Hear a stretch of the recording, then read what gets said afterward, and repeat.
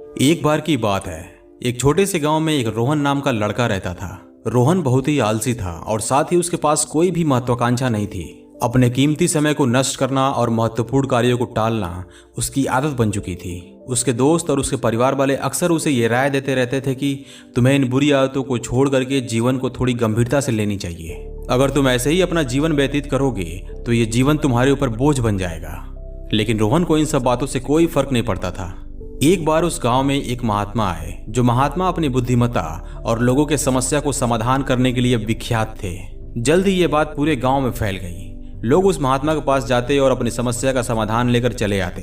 ये सब कुछ देख करके रोहन के अंदर भी जिज्ञासा जगी और वह भी उस महात्मा के मार्गदर्शन के लिए उनके पास जा पहुंचा।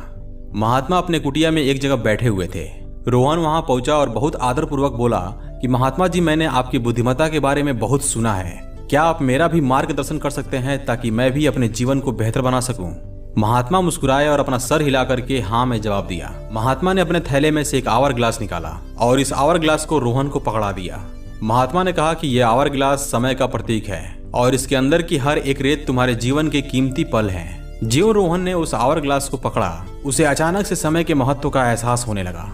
फिर उस महात्मा ने बोला कि रोहन, तुम इमेजिन करो कि इस आवर ग्लास से गिरने वाला रेत का हर एक कण एक अपॉर्चुनिटी के जैसे है, और जब भी तुम अपना कार्य टालते हो या फिर अपना समय नष्ट करते हो तो जो ये गिरा हुआ रेत का कण है वो कभी भी वापस नहीं आता। इस बात पर रोहन को यह रियलाइज हुआ कि उसने अपना कितना कीमती समय नष्ट कर दिया है। महात्मा ने आगे बोलना शुरू किया। उन्होंने कहा कि देखो बच्चे, समय बहुत ही कीमती उपहार है और ये किसी के लिए भी नहीं रुकता। हर एक सेकंड जो गुजर जाता है उसे तुम कभी भी वापस नहीं ला सकते, कभी भी नहीं। अगर तुम इसे ऐसे ही बर्बाद करते रहोगे तो एक दिन तुम्हें बहुत पछतावा होगा, और मैं तुमको बता दूं कि पछतावा का भार बहुत ही भारी होता है।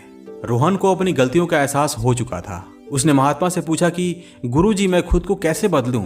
मैं अपने समय का सही से इस्तेमाल कैसे करूं?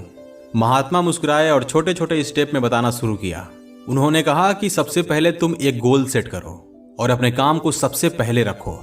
तुम्हारा जो भी कार्य है उसे छोटे छोटे हिस्सों में बांट दो और फिर एक एक करके उन कार्य को पूरा करना शुरू करो, और इसके साथ ही अपने टाइम को बेहतर ढंग से मैनेज करना सीखो। एक बात याद रखना कि कामयाबी सिर्फ उन्हीं को मिलती है जो समय की कीमत को समझते हैं। रोहन ने उस महात्मा की बातों को दिल से लिया और फैसला किया कि अब वह जीवन जीने का तरीका बदल देगा। सबसे पहले उसने इसकी शुरुआत अपने डेली रूटीन को व्यवस्थित करने से किया। उसने हर एक काम के लिए एक निश्चित समय फिक्स किया। उसने डिस्ट्रैक्शन को खुद से दूर रखा और जो काम उसके हाथ में था सिर्फ उसी पर फोकस किया। धीरे धीरे रोहन को अपने जीवन में सकारात्मक बदलाव दिखाई देना शुरू हुआ। दिन बीते, सप्ताह बीते, महीने बीते। रोहन को उसके समर्पण और अनुशासन का फल मिला।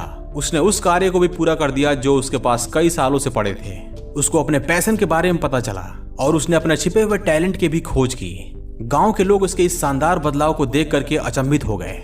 समय बीतने के साथ रोहन को समय की असली पावर के बारे में रियलाइज हुआ। उसको ये रियलाइज हुआ कि समय की कीमत समझने से सिर्फ हमारे काम ही पूरे नहीं होते, बल्कि हमारे रिलेशनशिप भी बेहतर होते हैं। वह अपने दोस्तों और परिवार के साथ क्वालिटी टाइम स्पेंड करने लगा। वह जब भी अपने दोस्तों और अपने परिवार के साथ रहता, उस पल को वह बहुत इंजॉय करता था, क्योंकि वह समझ गया था कि समय बहुत कीमती और सीमित है। इसलिए इन समय को हमें उन लोगों के साथ बिताना चाहिए जिनसे हम प्यार करते हैं। साल बीते और रोहन बूढ़ा हुआ।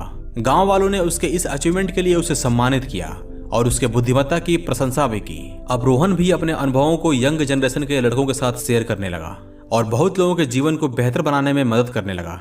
रोहन के जीवन की यह कहानी बहुत दूर दूर तक फैल गई और उसकी इस कहानी ने लाखों लोगों को इंस्पायर किया। बहुत सारे लोगों को यह समझ में आया कि समय की कीमत क्या होती है और समय का सही इस्तेमाल कैसे करना चाहिए।